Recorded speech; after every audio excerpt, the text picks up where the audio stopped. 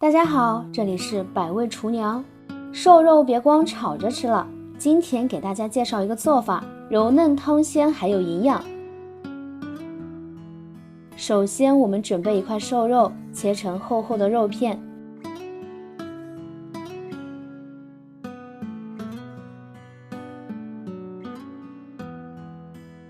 切好以后放入碗中备用，加1勺食盐，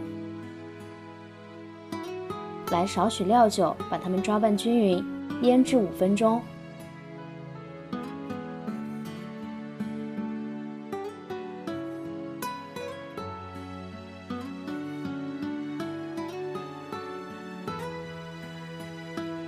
然后我们准备一个鸡蛋，打入碗中，搅拌均匀。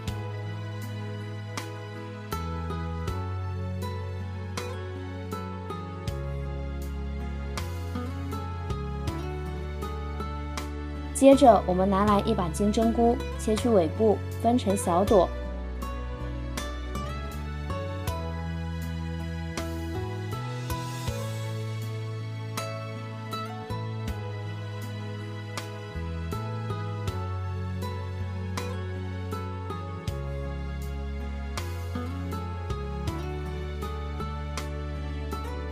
放入盘中备用。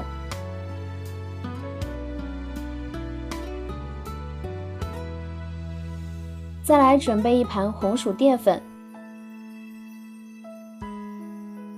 取腌好的肉片放到红薯淀粉中，使肉片两边都沾上淀粉。